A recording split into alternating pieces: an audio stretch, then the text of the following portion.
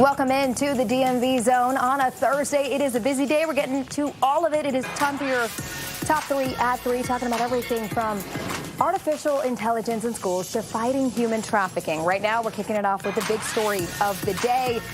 Howard University has readmitted more than 200 incoming freshmen who were recently unenrolled. The announcement coming from the university's interim president, Dr. Wayne Frederick. But that still leaves a whole lot of students left in limbo. So for the latest on this, we're joined by Corey Williams, a reporter with the Associated Press. Corey, thanks so much for joining us.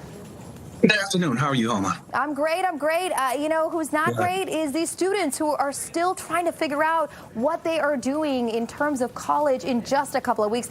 We heard from the president of Howard, and basically they're saying what went wrong here is some of these students hadn't filled out or, accomplished everything that needed to be done before their enrollment. What's the latest? Well, Dr. Frederick told me yesterday in an interview that the 502 students who were unenrolled may not have understood the requirements needed by the July 10th deadline, having unpaid balance, remaining balance paid, 50% of that. He believes that the school maybe can do more in the future to maybe give examples to students and parents so that when that happens again, they'll be more aware of the deadlines and what's required of them.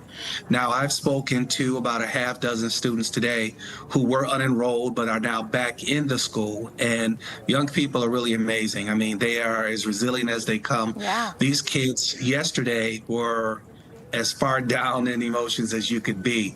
Today they are flying high and they're packing up and they're getting ready to go and they're thinking about their classes and meeting new friends and going to a new campus. They're really excited today.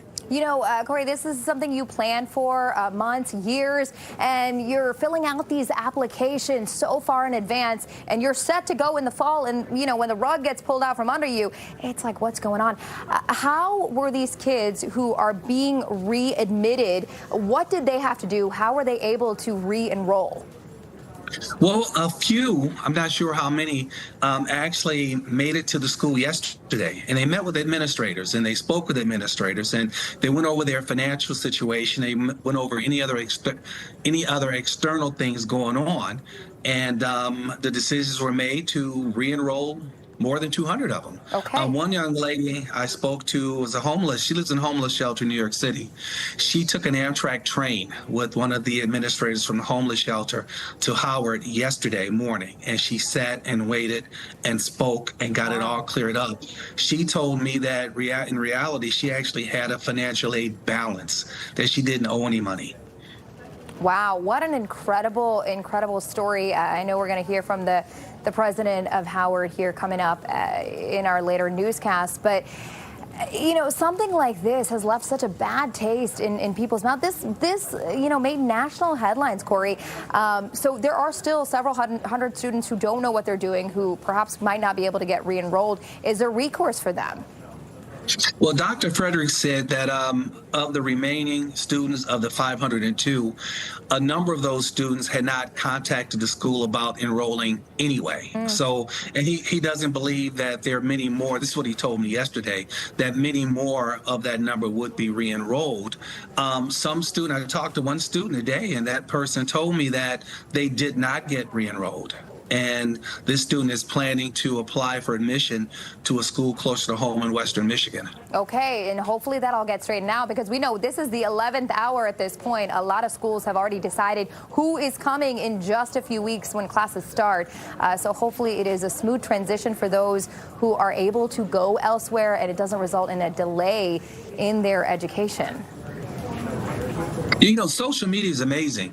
Last Wednesday, when all this started coming down, social media was on fire. Yeah. And kids these days use social media as a tool. They got the word out. That got things rolling. That got Howard back involved, got parents involved, got alumni involved, got reporters involved. Social media and the tool that kids use, it's amazing. Yeah, this was something that absolutely blew up on TikTok, and you're right, that likely led to a lot of these changes and a lot of these readmittances. Corey Williams with the AP, we appreciate you joining us on the DMV Zone and appreciate your reporting always. Thank you. You're very welcome. Thank you for having me. All right, moving on. Arlington County Public Schools is trying to develop policies to address the growing use of artificial intelligence and other emerging technologies. This is part of the district's ongoing effort that included a pilot program last year. So we're going to bring in Northern Virginia reporter James Cullum to see where things stand now. James, always good to see you. So nice to see you. It's really going to be a brave new world when school starts in Arlington County and in Alexandria and in Fairfax County. Since the cell phone ban was signed into law by Governor Abigail Spanberger, students are going to be expected to go bell to bell and not have their phone. So that's one thing that they have to contend with. No more of these phones at all. So that's one thing that Arlington Public Schools is going to be looking at tonight's meeting. Now, as far as AI goes, the school system is working on this new academic integrity policy to talk about a broader framework, a plan for how to deal with AI from student use to employees to employee use.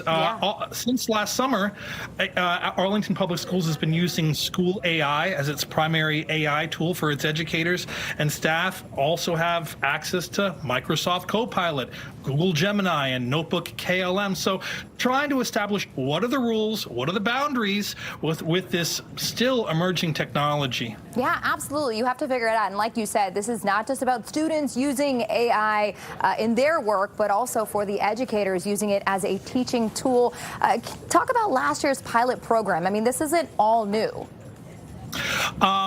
That's right. Since last summer, Arlington Public Schools has been using School AI as its primary AI tool for its educators.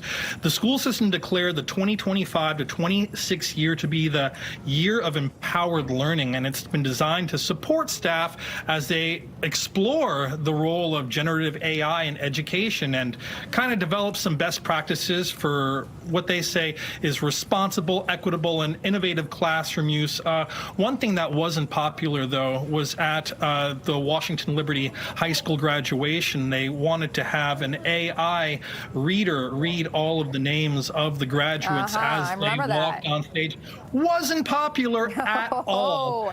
And give us a human for that. Yeah, James. People. Yeah, really... they had to go back to a human to read off the names of the graduates. And when you're talking to a lot of kids these days, you're also finding that they're not fans of artificial intelligence because it's taken their jobs. So I think we're seeing a cultural shift with students and also with educators. It's interesting where it's going to be. I really look forward to seeing Arlington Public Schools come up with their findings, come up with their report. We should be expecting it in the next few months. Yeah, absolutely. And it's such a fine balance between using AI, which is all around us at all times, for learning versus for cheating. So we'll see how that all pans out. And again, that meeting is tonight, and that bell-to-bell ban going into effect in the schools. James Cullum, thank you so much. Always good to see you.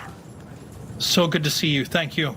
All right, staying in the Commonwealth, Virginia is launching a new unit that'll focus on illegal vapes and intoxicants. It's a new effort through Attorney General Jay Jones's office. It follows several years of legislative efforts to tighten the oversight of products sold in vape shops. Chris Graham covers Virginia, publisher and founder of the Augusta Free Press and good friend of the DMV Zone. Joining us now, Chris, how does this exactly work? Well, there are two new state laws that will be a focal point of this new unit within the Attorney General's office.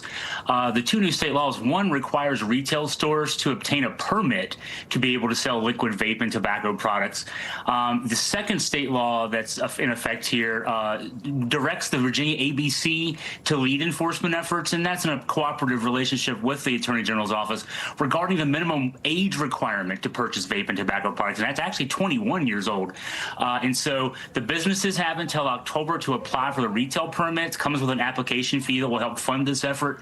And then the big push on the under 21 will include unannounced buyer operations at least once every 24 months at each retailer to verify that the permittees are not selling to under 21. So it's a twofold effort, really a twofold focus from the Attorney General's office and the ABC. And what is the goal here, and what prompted this? Because if you drive around Northern Virginia, you see those vape shops on a lot of the corners.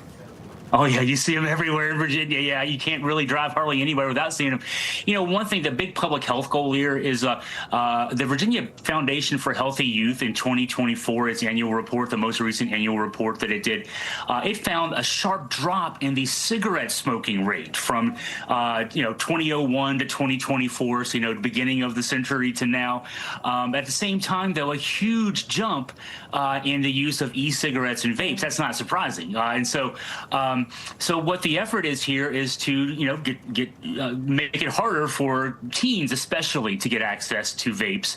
And so with this new unit, it's called the Regulated Products Enforcement Unit. It's going to administer something called the Liquid Nicotine and Vapor Product Certification Directory. And yes, there is such a thing, and it's got hundreds of items on it which is what retail stores are allowed to sell. So, what the Attorney General's office and the ABC is going to do is they're going to, be out there in stores and I used to be a clerk in a convenience store when I was in college. You kind of know to pay attention. If it looks like somebody's trying to, to narc on you, so to speak, as a clerk, you got to pay attention. So knowing that this unit out there may be a deterrent in and of itself. Yeah, absolutely. And this is all coming as Virginia looks to legalize recreational retail sales of marijuana next year. So we know the enforcement and the regulations for that are currently underway. So we'll see, as you said, they have until October to apply. See how this works out. Chris Graham, thank you so much. Thank you so much. All right, don't go anywhere. We have lots more coming up on the DMV Zone. We're back right after this. All right, thanks, man. Take care. Thank you.